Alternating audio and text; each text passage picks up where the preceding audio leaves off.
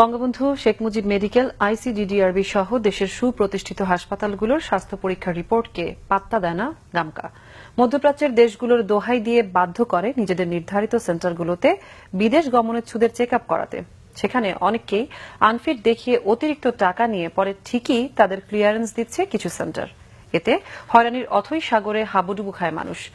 মিরাজ হোসেন গাজীর অনুসন্ধানী রিপোর্ট, ছবি তুলেছেন জিয়াপান সুমন ও ইনামুল হাবিব রুবেল।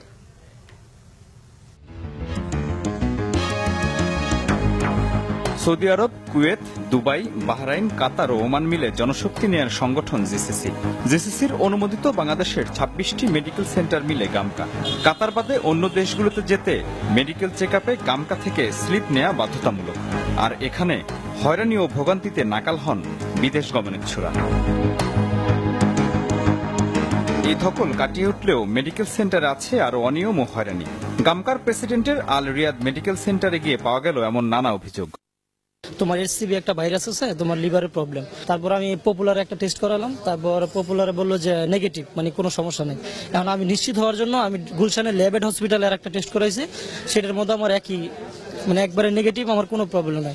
এই যে ব্লাডের সমস্যা এসবিএস হয়েছে, করাম চেক আপ করছি, ফ্রি টু, কোনো সমস্যা নেই। এখানে আমাদের ডাক্তার, আমাদের প্রফেসর আছেন, বুঝছেন, যারা যিনারা আছেন, আমাদের এখানকার রিপোর্টটাই ফলো করতে হয়। এখানে কথা হয় এক যুবকের সাথে, যিনি এমন সব সমস্যার সমাধান করে দেন টাকার বিনিময়ে।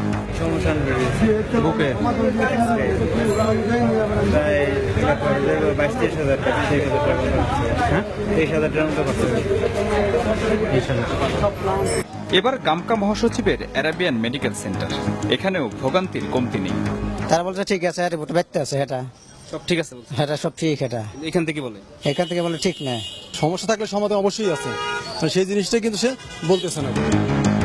যদিও বাড়তি টাকা খরচ করলেই মিলবে সমাধান খুব সহজেই। আমার কিন্তু সমস্যা ছিল না, 500 আর 1000। বাইরের ওই টেস্টটা আপনি কতটুকু শিওর যে সে তার নিজের রক্তটাই দিয়ে টেস্ট করেছে কিনা? এই অনিয়মে বেশি প্রভাব খাটায় আল গোফলি মেডিকেল সেন্টার।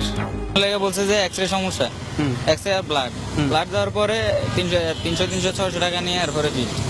600 টাকা নেওয়ার পরে ফিট হয়ে গেছে। হ্যাঁ, ফিট হয়ে গেছে। সেন্টারটির সামনেই থাকেন মুশকিল আসান।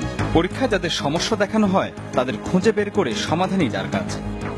5000 টাকা লাগবে যদি সাক্ষাতে থাকে, যদি ব্লাড নেয় 5000 টাকা হবে না।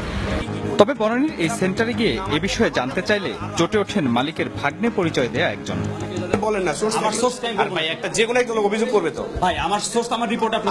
গামকার সদস্য মেডিকেল সেন্টারের মধ্যে অধিকাংশের বিরুদ্ধে রয়েছে এমন অভিযোগ।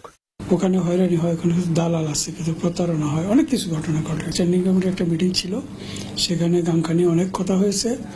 হয়তো গামকার সাথে আমাদের প্রবাসী কল্যাণ মন্ত্রণালয় স্ট্যান্ডিং কমিটি বসবে।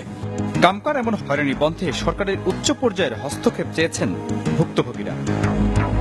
মিরাজ হোসেন গাজী, বাংলা ভিশন, ঢাকা।